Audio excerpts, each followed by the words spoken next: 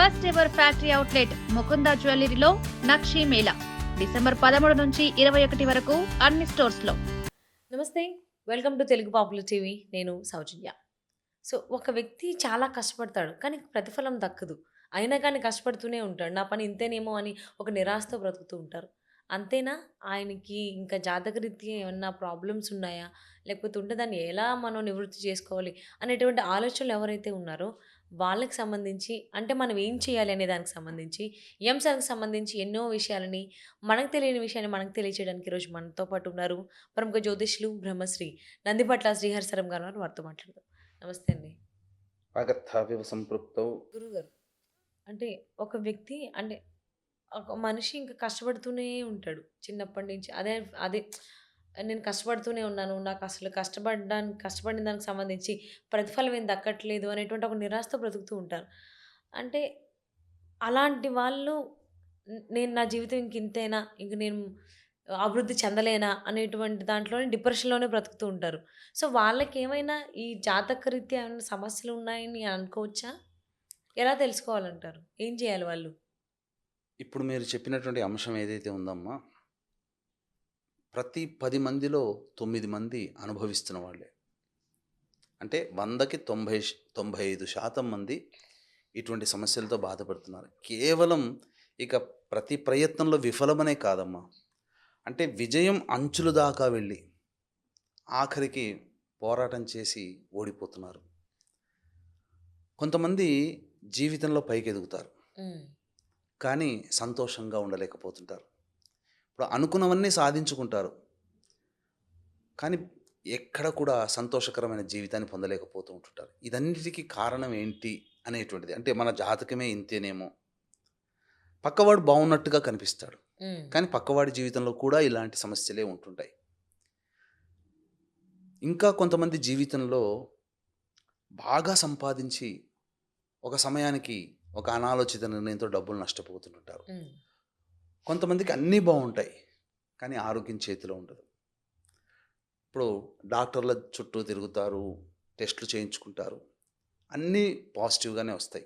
ఎక్కడ కూడా లోపం లేదండి అంటారు. మీ యొక్క ఆలోచనే మీరు కాస్త విశ్రాంతి హ్యాపీగా ఉండడానికి ప్రయత్నం చేయండి అంటారు. కానీ అనుభవించేవాడికి తెలుస్తుంది. లోపల అవును. ఎంత బాధలుంటాయో. రిపోర్ట్‌లేమో మంచిగా వస్తున్నాయి. ఏంటి మాయ అని చెప్పి ఆలోచించేవాళ్ళు. కొంతమంది కుటుంబంలో ఒక్క నిర్ణయం తీసుకోవడానికి నలుగురు 4 రకాలుగా అవును. డైరెక్షన్స్‌లో పోతూ ఉంటుంటారు. ఒక అభిప్రాయం రావడానికి చాలా ఇబ్బందులు పడాల్సొస్తుంది. ఇలా ఒకటా రెండా ప్రతి మానవుడి యొక్క జీవితంలో ప్రస్తుతం సమస్యలతోనే అంటే ఇప్పుడు మనకు చుట్టూ వైఫై ఉన్నట్టుగా హ్మ్. ఈ ఎలక్ట్రానిక్ తరంగాలు వేవ్స్ ఉన్నట్టుగా ప్రతి మానవుడి జీవితంలో ఏదో ఒక రకమైనటువంటి సమస్యలతో సతమతమవుతున్నారు. అవును. డబ్బులు సంపాదిస్తున్నారు. లక్షలు సంపాదిస్తారమ్మా. కానీ 20వ మనశ్శాంతి. తారీఖు వచ్చిందనేసరికి వెతుక్కుంటున్నాల్సొస్తుంది. అవును. అంటే ఒకప్పుడు మరి ఒక రెక్కతో 10 మందిని పోషించగలిగాం. ఇప్పుడు కుటుంబ సభ్యులు అందరూ సంపాదిస్తున్నా సరిపడట్లేదు. ఆఖరికొచ్చేసరికి సరిపోవట్లేదు. ఎలాగోలా ఖర్చులు ఎక్కువైపోతున్నాయి. అవును. అనవసరంగా పోతున్నాయి. ఏంటి కారణం అనేది తెలియజేస్తే ఇది ఎందుకంటే వీక్షించేటువంటి ప్రేక్షకులు కూడా ఈ యొక్క చెప్పేటువంటి సమాచారం ఏదైతే ఉంటుందో అది అందరికీ వర్తింపచేసేటువంటిదేనమ్మా. కాబట్టి జాగ్రత్తగా కార్యక్రమాన్ని ఆశాంతం వీక్షించండి. సమస్యలు మీకు ఉంటాయి, నాకు ఉంటాయి. కానీ ఆ సమస్యల సుడిగుండంలో చిక్కుకొని ఇబ్బందులు పడుతూ అనుభవించడం కంటే ఆ సమస్యలకి పరిష్కారం ఫుల్ స్టాప్ అనేటువంటిది మనకు జాతకంలోనే ఉంటుందమ్మా. హ్మ్. అంటే నా ఈ యొక్క 16 సంవత్సరాల వ్యక్తిగతంగా అంటే స్ హ్మ్. మీడియా పరంగా 16 సంవత్సరాలు. మీడియాకి రాకముందు ఇంకా 10 సంవత్సరాల అనుభవంతో చెప్తున్నానమ్మా. హ్మ్. అనేక జాతకాలు పరిశీలన చేసిన తరువాత మానవుడు ఎన్ని సమస్యలు ఎదుర్కొంటున్నా పోరాడుతూనే జీవిస్తున్నాడు తప్ప ప్రశాంతత లేకుండా ఉండడానికి గల కారణం ఆ వ్యక్తి యొక్క జాతకంలో ఉండే 5 రకాలైనటువంటి శాప ప్రభావాలు. ఈ 5 రకాల శాప ప్రభావాలు ఎప్పుడైతే మానవుడి జీవితంలో ఉంటాయో ఖచ్చితంగా ఆ శాప ప్రభావాల వల్ల ఇబ్బందులు పడుతూనే ఉంటుంటాడు. హ్మ్. ఆ శాప నివృత్తి జరిగితే అన్ని విధాలుగా సేఫ్ సైడ్‌లో ఉంటాడు. ఇది నా వ్యక్తిగతమైనటువంటి పరిశీలన అనుభవంతో చెప్తున్నానమ్మా. ఏంటా శాపాలు అనేటువంటి విషయాన్ని గనక వస్తే, ప్రధానంగా ఆ వ్యక్తికి సంబంధించినటువంటి జాతకంలో దైవశాపం, సర్పశాపం, స్త్రీ శాపం, గురు శాపం, పితృశాపం, ఈ 5 రకాల శాప ప్రభావాలనే ప్రేత శాపము అని అంటారు. ఈ ప్రేత శాప నివృత్తి కనుక జరిగింది అనంటే తప్పకుండా ఆ వ్యక్తి అన్ని రకాలైనటువంటి సమస్యల నుంచి బయటపడతాడని చెప్పడంలో ఏమాత్రం సందేహం లేదు. అంటే మీకు ఎలా చెప్పాలి అని అంటే, ఒక పాము కుబుసం విడిచేటప్పుడు స్తబ్దుగా ఉంటుంది. అంటే ఆ కుబుసం విడిచిన తర్వాత ఆ పాముని పట్టుకోవడం మన తరం కాదు, అంత యాక్టివ్గా వెళ్ళిపోతుంది. అలాగే ఈ 5 శాప ప్రభావాలు ఉన్నటువంటి వ్యక్తి యొక్క జీవితంలో కూడా ఉన్నంత కాలము ఆ జీవితంలో ఎదుగుదల ఉండదు. 5 శాపాలు తొలగిపోయారంటే ఆ వ్యక్తి యొక్క అభివృద్ధిని పట్టుకోవడం ఎవరి తరం కాదు. హ్మ్. అంతటి మహత్యము, అంతటి నెగిటివ్ ప్రభావం కూడా ఈ యొక్క 5 శాపాలకు ఉంటుంది. అంటే 5 శాపాలు ఉన్నటువంటి వ్యక్తికి ఏం పట్టుకున్నా అది బుగ్గిపాలు తప్ప సక్సెస్ అనేది రాదు ఇంకా. సక్సెస్ రాదమ్మా. ఇప్పుడు మీకు ఎందుకనంటే, ఇప్పుడు వీక్షించేటువంటి మన తెలుగు పాపులర్ టీవీ ప్రేక్షకుల్లో హ్మ్. ఎంతోమంది ఇంటర్వ్యూస్కి అటెండ్ అవుతుంటారు. అవును. అసలు ఎగ్జామ్ రాసి క్వాలిఫై అవ్వడమే గగనం. ఉన్న లక్షల మందిలో 100 పోస్టులు అన్నప్పుడు 200 ఇంటర్వ్యూలు పిలిస్తే ఇంటర్వ్యూకి సెలెక్ట్ అవుతారు, ఇంటర్వ్యూలో పోతుంటారు. మరి దేనికి గల కారణం? ఈ హ్మ్. శాప ప్రభావాలు ఉండడం వల్లనే. ఓకే. కాబట్టే మనిషి యొక్క ఈ యొక్క పంచశాప నివృత్తికి అనేటువంటిది చేసుకోవాలి. అంటే ఆ వ్యక్తికి ఈ మీరు చెప్పినటువంటి ఈ పంచశాపాలు ఉన్నాయని చెప్పేసి ఎలా తెలుస్తుంది? తను ఎలా తెలుసుకోగలుగుతారు? అంటే ఈ ఈ ఈ కైండ్ ఆఫ్ లక్షణాలు, సింప్టమ్స్ ఉన్నానంటే నాకు ఈ పంచశాపాలు ఉన్నాయని ఎలా తెలుసుకోవచ్చు ఒక సామాన్యుడు? సామాన్య మానవులనే కాదమ్మా, ఎవరైనా కానీ జాతక చక్రంలో ఉంటే ఖచ్చితంగా జాతక చక్ర ప్రభావంలో గ్రహాల యొక్క స్థితిగతులను బట్టి ఈ 5 రకాల శాప ప్రభావాలని నిర్దేశించవచ్చు. గత జన్మలలో చేసినటువంటిది, హ్మ్. అలాగే పూర్వీకులు చేసినటువంటి శాప ప్రభావాలు కూడా ఈ యొక్క జాతకంలో ఉంటాయి. ఓకే. ఉదాహరణకు చెప్తానమ్మా, రాముడంటే దైవస్వరూపం. హ్మ్. ఉం? రాముడి జాతకంలో కూడా ఈ యొక్క శాప ప్రభావాలు ఉండడం వల్ల మనము ఎంతసేపటికి ఆ రాముడిని ఒక వారియర్గా మనం చూస్తాం, కృష్ణుని ఒక వారియర్గా చూస్తాం. హ్మ్. అంతవరకే, గెలవడం వరకే మనం గొప్పగా ఆలోచిస్తాం. కానీ వారి జీవితంలో పడ్డ కష్టాలు, ఆయన అనుభవించినటువంటి పరిస్థితులు ఈ పంచరకాల శాపాలకి అద్దం పడతాయి. హ్మ్. ఎందుకనంటే చిన్నతనంలోనే తండ్రికి దూరమయ్యాడు, హ్మ్. అడవుల బాట పడ్డాడు, వివాహం చేసుకున్నాడు, కొంతకాలం అనురాగమైన దాంపత్యం. వారి జాతకంలో ఈ శాప ప్రభావాల్లో ఉండడం వల్లనే ఏ కొడుకైనా కానీ తండ్రి మరణిస్తే కర్మకాండ చేసే అధికారం 4, 5 కొడుకుంటే పెద్ద కొడుకుగా, అవును. ఒక్కడే కొడుకుంటే ఒక్క కొడుకు చేస్తారు. తండ్రికైతే పెద్ద కొడుకే చేస్తారు. చేస్తారు. కానీ రాముడికి ఆ అదృష్టం దక్కిందమ్మా. లేదు. అడవుల్లో ఉన్నాడు, తండ్రి చనిపోయే సమయానికి అది కూడా తెలియదు పాపం. భరతుడు వచ్చి అన్నయ్య నాన్నగారు చనిపోయారు అని చెబితే తెలుసుకొని బాధపడ్డాడు తప్ప తనకి తెలియదు. ఇంకొక గొప్ప విశేషం అమ్మా, ఏ దంపతులైనా, ఏ తల్లి అయినా, ఏ తండ్రి అయినా కానీ తను పుట్టిన సంతానం పుట్టగానే పొత్తిళ్లలో ఎత్తుకుంటారు. హ్మ్. రాముడికి దక్కిందా? లేదు. 16 ఏళ్ళు కౌమార దశకు వచ్చిన తర్వాత అప్పుడు నా పిల్లలు అని చెప్పి తెలుసుకున్నారు రాముల వారు. అవును. మరి ఆయన పడ్డ కష్టం మామూలు కష్టమా? సంతాన గర్భవతి అని, తన భార్య గర్భవతి అని తెలిసినా సంతానం అనేటువంటిది తెలుసుకోలేకపోయాడు. అది శాపప్రభ, అంటే ఒక ఎరాలో మనం చూడాల్సినటువంటిది. ఓకే. అంతేకాకుండా భార్య వియోగం జరిగిందమ్మా. హ్మ్. ఇవన్నీ కూడా ఈ శాప ప్రభావం ఉన్నప్పుడు, అంటే మనిషి కష్టాలు ఉన్నప్పుడు జరిగేటువంటిది. కృష్ణుడు ఏమన్నా ఆనందంగా జీవించాడా? మనకంతటికీ కూడా 16,000 మంది గోపికలు, అష్టభార్యలు, హ్మ్. అద్భుతమైన జీవితం, మాయలు చేశాడు, రణరంగంలో ఉన్నాడని అంటారు. కానీ ఆయన పుట్టిన దార్భ్యత మృత్యువుతో పోరాడాడు. హ్మ్. పూతన అయితేనేమి, ఇలా మనకు కృష్ణుడి జీవితం అంత గొప్పదేం కాదమ్మా. తన సొంత మేనమామ తనని చంపడానికి వెనుకాడలేదు. అవును. అది కూడా మరి పోరాటమే కదా. అవును. అంతేకాకుండా తన నగరాన్ని జరాసంధుడు, జరాసంధుడి వల్ల దోషం ఉంది. అంటే ఆ యొక్క ఎప్పుడూ ముప్పేట దాడి అంటే రాక్షసులు ఎప్పుడు కూడా రాత్రిపూటే యుద్ధం చేస్తారు, హ్మ్. చెప్పి చెయ్యరు. అకస్మాత్తుగా వచ్చేటువంటి యొక్క యుద్ధాల నుంచి ఎప్పుడూ రాజు అక్కడ ఉండకపోవచ్చు, వేరే చోట ఎక్కడైనా ప్రయాణం అవ్వచ్చు. కృష్ణుడు ఒకే చోట ఉండలేదు కదా. కాబట్టి తను సముద్ర మధ్యలో ద్వారకా నగరాన్ని సృష్టించాడు. ఎంత కష్టపడ్డాడు. అంతేకాకుండా ఒక వ్యక్తి ప్రభావం వలన కోట్ల మంది నష్టం. తాను యుద్ధం చేయకపోయినా ఆ యొక్క ద్వాపర యుగానికి సమాప్తం పలకాల్సి వచ్చింది ఆయన ఆధ్వర్యంలోనే. హ్మ్. చివరికి అతను బాణము చేత చనిపోయాడు అని అంటారు. సరే, అది చనిపోయారు, ఇంకా ఆయన యొక్క గుండె ఇంకా పూరిలో ఉందని చెప్పి నమ్ముతుంటారు. అవి పక్కకు పెట్టండి. కానీ అతనైతే అనుభవించాడు కదా. అవును. శస్త్రము చేత మరణం అనేటువంటిది కలిగింది కదా. అంటే అకస్మాత్తుగా మరణాలు ఇవన్నీ కూడా ప్రేత శాపాల కిందికి వస్తాయమ్మా. ఓకే. ఆ, అంటే ఈ ప్రేత శాపాలని మనం ఎలా తెలుసుకోవచ్చు? మీరు అన్నట్టుగా కొన్ని ఈ సంబంధించినటువంటి లక్షణాలని అంటారు కదా. హ్మ్. హ్మ్. హ్మ్. అంటే ఏంటంటే తండ్రి వైపు 6 తరాలు, తల్లి వైపు 3 తరాలలో దుర్మరణాలు. ఓకే. దుర్మరణాలు అంటే ఏంటి? Road accident, fire accident, suicide attempt, నదిలో బావిలో పడి చనిపోవడం, ఇంట్లోంచి వెళ్ళిపోవడం, లివర్ ఫెయిల్యూర్, కిడ్నీ ఫెయిల్యూర్, క్యాన్సర్తో చనిపోవడం, 60 సంవత్సరాల లోపల కుటుంబ సభ్యులు ఎలాగైనా చనిపోయినా. కొంతమంది తన తల్లిదండ్రులని చిన్నతనంలోనే కోల్పోతారు, హ్మ్. హార్ట్ అటాక్తో పోతారు ఏదో రకంగా. 40 ఏళ్ళు 50 ఏళ్ళకి చనిపోయినా, పిల్లలు పెళ్లి కాకుండా చనిపోయినా, ఇవన్నీ ప్రేత శాపాలే. పిండ ప్రదానం చేయకపోయినా ప్రేత దోషమే.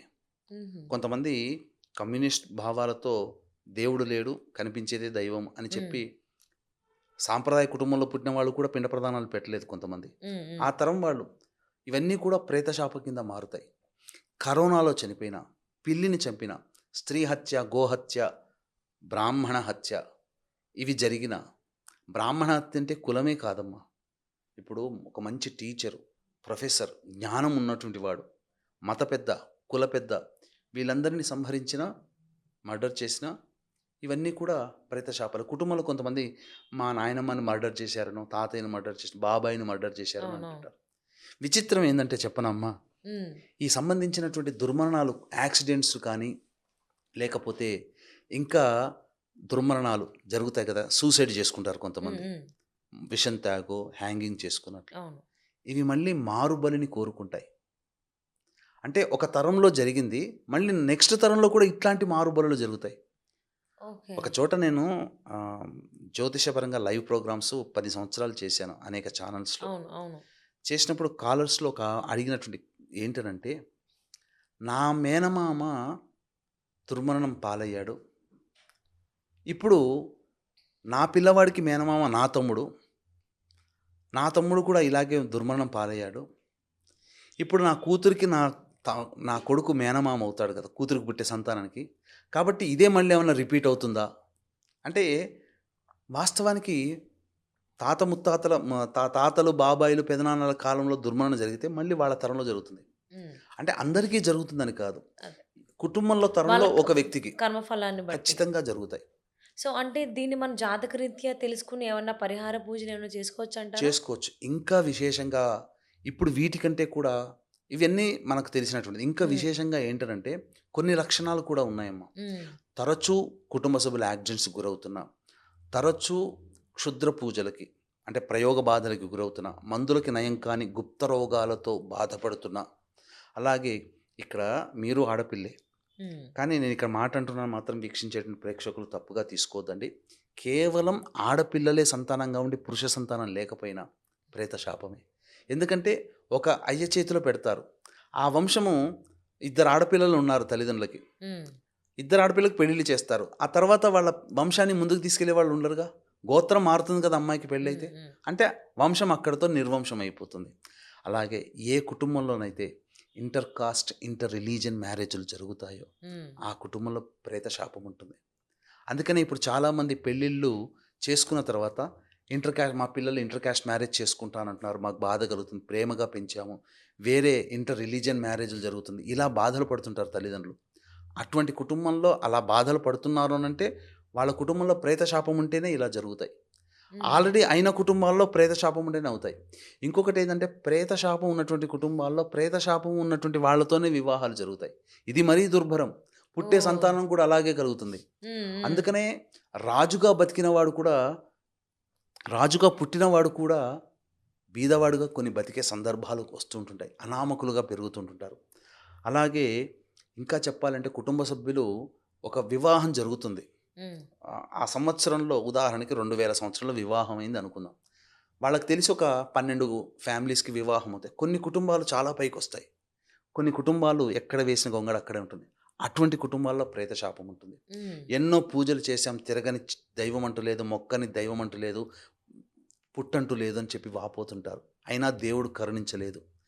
అలాంటి కుటుంబాల్లో ప్రేత శాపం ఉంటుంది. అలాగే బాగా డబ్బులు సంపాదించి ఒక అనాలోచిత నిర్ణయంతో డబ్బులు ఇన్వెస్ట్‌మెంట్ చేస్తారు. ఆ విధంగా కూడా ఆ డబ్బులు నష్టపోయిన, అకాలంగా నష్టపోయిన ప్రేత శాపమే. ఇలా ఒకటా రెండా మానవుడు ఎంత గొప్పగా జీవితం ఉన్నా, ఆ జీవితంలో ప్రశాంతత లేదు. కుటుంబ సభ్యుల మధ్య విభేదాలు, తరచూ విభేదాలు ఉంటున్నా. ఒకే ఇంట్లో ఉంటారు. కానీ ఎవరు ఎవరి మాట వినిపించుకోరు. మరి ఇన్ని సమస్యలకి పరిహారం ఏంటంటారు? వీటన్నిటికీ కూడా ప్రేత శాపానికి పంచదోష నివారణ పూజలు, హోమాలు జరిపించుకోవాలి. హుహు. అది విష్ణు సంబంధంగా ఉండేటువంటి ఆరాధన. పితృదేవతలకి మోక్షాన్ని ఇంకొంతమంది చాలామంది పిండ ప్రదానాలు చేయట్లేరు కదమ్మా! అటువంటి వాళ్ళు ఇప్పుడు మీరిప్పుడు మన తెలుగు పాపులర్ ఛానల్ ద్వారా చూసి ఇకనైనా పిండ ప్రదానాలు బుద్ధి తెచ్చుకొని పిండ ప్రదానాలు పెద్దవాళ్ళకి చేద్దామని అనుకుంటారు. డైరెక్ట్‌గా అలా చేయడానికి అర్హత లేదు. హ్మ్. ఎందుకనంటే ఇప్పుడు బీటెక్కు లేదా డిగ్రీ చదివిన వ్యక్తికి సెకండ్ ఇయర్ వరకు అన్నీ పోయాయనుకోండి. థర్డ్ ఇయర్‌లోకి ఎళ్లరు కదా! డిటెన్షన్ అంటారు. హ్మ్. హ్మ్. ఆ 2 సంవత్సరాలన్నీ కంప్లీట్ చేసుకుంటే కానీ థర్డ్ హ్మ్. ఇయర్‌లో ప్రవేశం అవును. ఉండదు. అలాగే ఇక్కడ ఈ పంచదోష నివారణ జరిపించుకుంటే గానీ పిండ ప్రదానం చేసే అర్హత లభించదు.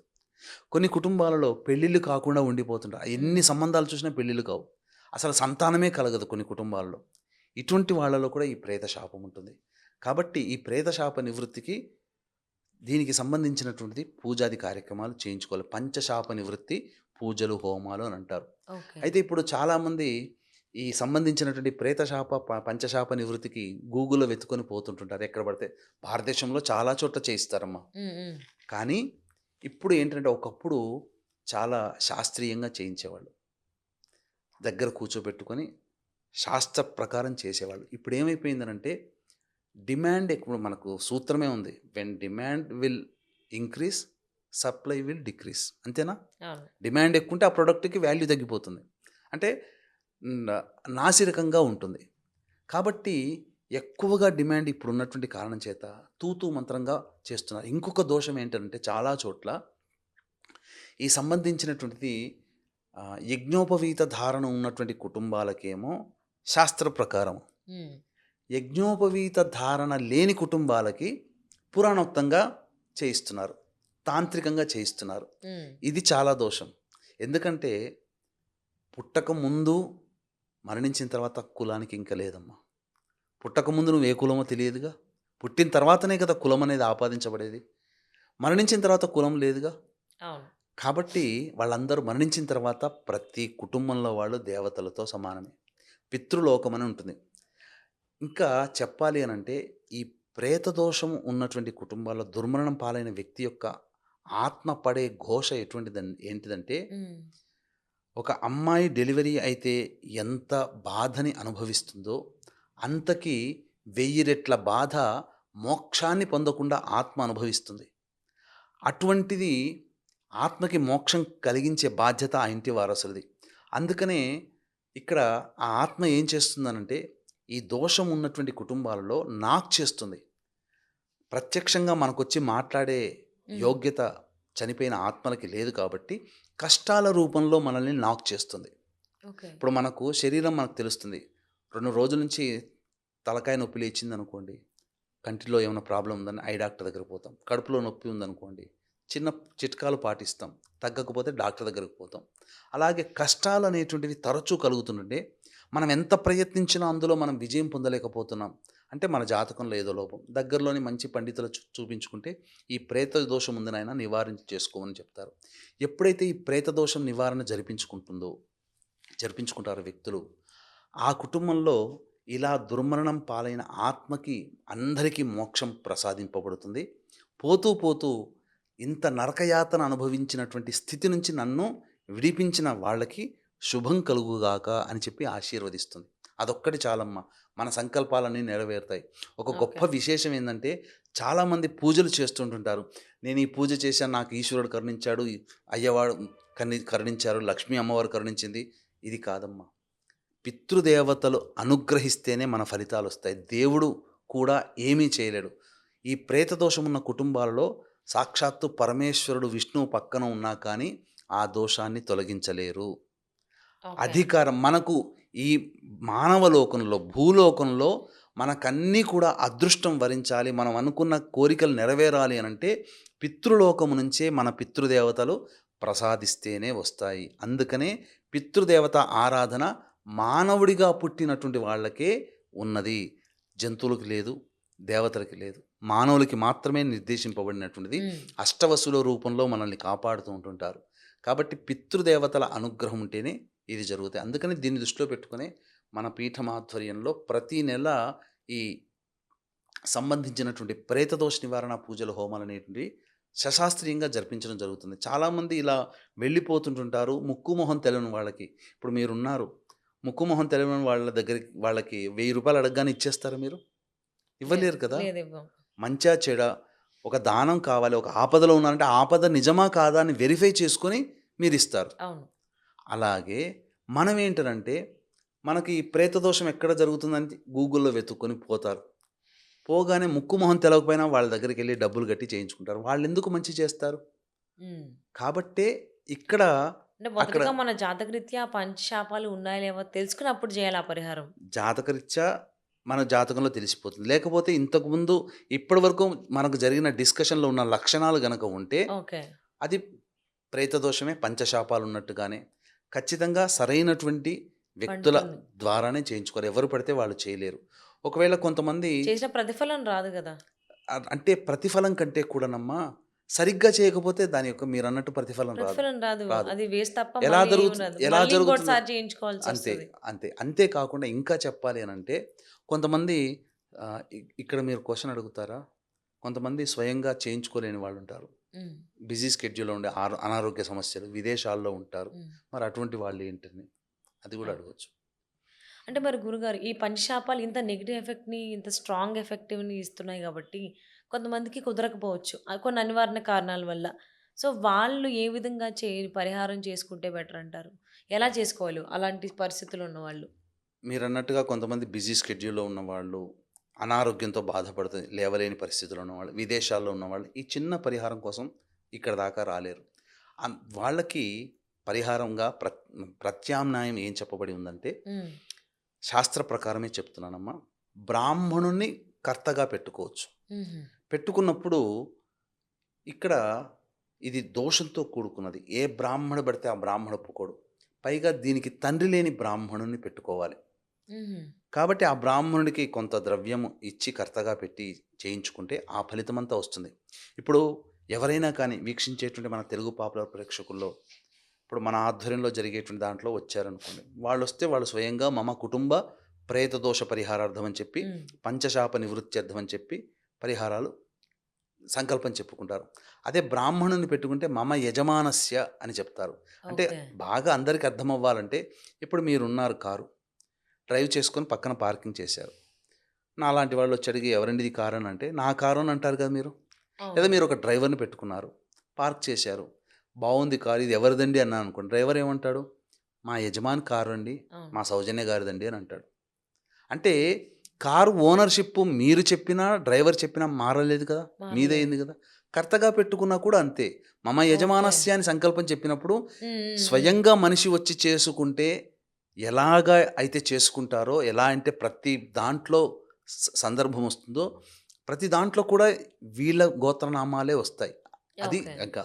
ఇంకా చెప్పండి, కొంతమంది మోసం చేస్తున్నారు ఈ మధ్యకాలంలో. ఉమ్. ఉమ్. అవును. ఎందుకంటే చాలామంది మోసపోతున్నారు. ఏంటంటే ధనార్జనే ధ్యేయంగా కొంతమంది ఈ ఉన్న 27 నక్షత్రాల్లో 20 నక్షత్రాలలో పుడితే ఈ ప్రేత దోషము అని చెప్పి జనాల్ని భయపెట్టించి అవసరం ఉన్నా లేకపోయినా ఈ పూజలు వాళ్ళ చేత బలవంతంగా చేయిస్తున్నారు. అవును. అసలు ఈ ప్రేత దోషానికి జన్మించిన నక్షత్రానికి సంబంధమే లేదు. అది గుర్తుపెట్టుకోవాలమ్మా. ఇలా ధనార్జన ధ్యేయంగా చెప్పేటువంటి వాళ్ళ మోస బారిన పడకుండా మనం జ్ఞానంగా ప్రవర్తించి నిజంగా మనకుంది అనంటేనే చేసుకుంటే మంచిది తప్ప అనవసరంగా వీటి జోలికి వెళ్ళకూడదు. అసలు పంచశాపాలు అంటే ఏంటి? అసలు ఏ ఏ కారణాల వల్ల ఒక వ్యక్తికి అవన్నీ సంభవిస్తే వాటి నుంచి ఎలా బయటపడాలి? ఒకవేళ ఆ పరిహారాలు చేసుకోవడానికి వాళ్ళకి కుదరకపోతే అలాంటి సిట్యుయేషన్‌లు ఏమన్నా ఉంటే దాని నుంచి మనం ఎలా చేసుకోవాలి? ఎన్నో అంశాలకు సంబంధించి మాకు ఎన్నో విషయాలు తెలియజేశారండి. ధన్యవాదాలు గురుగారు. సర్వం శ్రీ ఉమామహేశ్వర పరబ్రహ్మార్పణమస్తు.